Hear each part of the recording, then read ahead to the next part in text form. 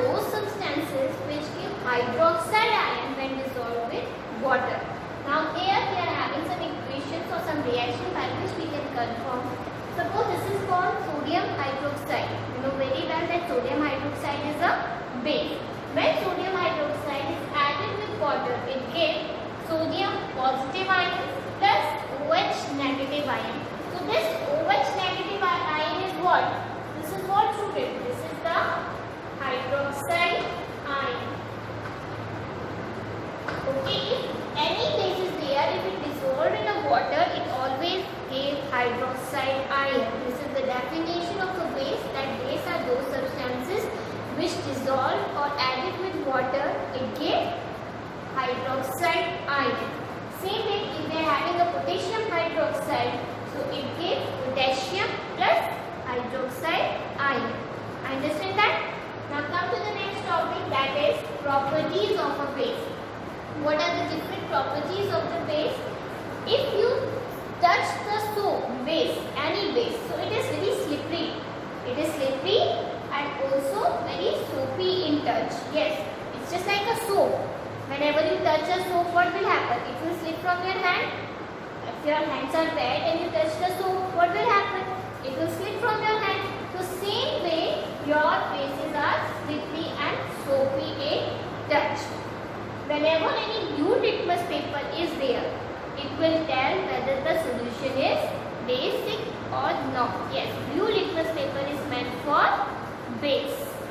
Next is that whenever any base mixed with acid, it always gives salt plus water. It always gives salt plus water. And this type of reaction is known as neutralization reaction. What we call it? Neutralization reaction. Now take an example to understand the statement. Acid, suppose we are having HCl, that is hydrochloric acid, plus base.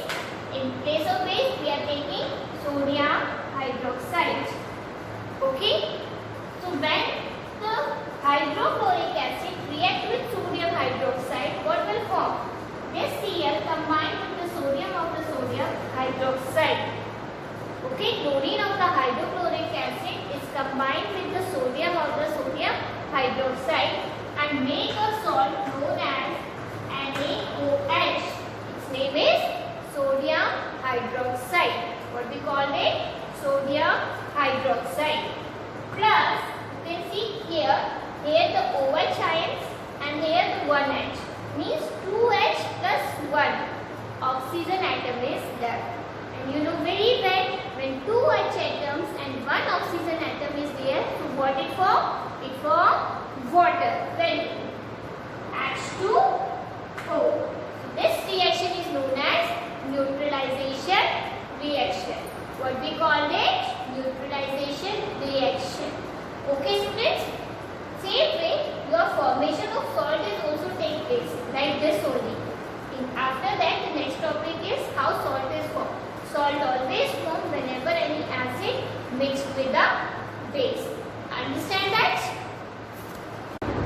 The next topic is your neutral substances. Yes, neutral substances are those which are not acid, not basic. They are those solutions in which we are having a reaction between acid and base. Then we get that substances. Okay. So these are, for example, alcohol, salt solution, distilled water. They all are the neutral substances in which neither an acid or nor a base is there. When combination is there, then these substances are formed. For example, if you are having a distilled water, this distilled water do not have any kind of impurities. It is a neutral medium. It is a neutral medium. If you put the litmus paper test, if you put the blue litmus paper into it, then also there is no difference. If you put the red color litmus paper, then also there is no difference. Same way, if you are taking a tap water and in that it is a little acidic or basic. Why so? Because of the presence of the impurities. Okay, so these are the neutral substances. Now, how can we confirm that whether the solution is acidic or basic? For that, what we are required? We require indicators. What we require? Indicators. indicators are those substances which will tell whether the substance or whether the solution is acidic, basic or neutral. So we are having two type of indicators here. One is known as natural indicators and another one is known as synthetic indicators. So here are some of the natural indicators. See here, the first one is the litmus paper. Yes, litmus paper is extract from a dye, like the dye. So whenever you want to take a red color litmus paper and you put into a solution, if its color change into blue, that means that solution is base. Okay, always remember that red litmus paper color change into blue in a solution, it tells that solution is a base. Same way, if you are having a blue litmus paper and you dip into a solution and its color change into red, it means that solution is acidic. So blue color is stand for base and red color stand for acid. Understand that? Next is the turmeric. Mostly we people, when we are eating a food, sometime by mistake the food fall on our clothes, and what will happen? Yellow color stain will occur. Okay, that is a turmeric stain. So whenever any turmeric on that stain, if we are applying any base on that stain of the turmeric, we are applying the base. So what will happen? A reddish brown color appear. When you have noticed most of the time, and that small activity you will do at your home also. Take a white piece of cloth which is not in use, or take a just bottle. Okay, what will happen if you put the stain of turmeric into it? What you have to do?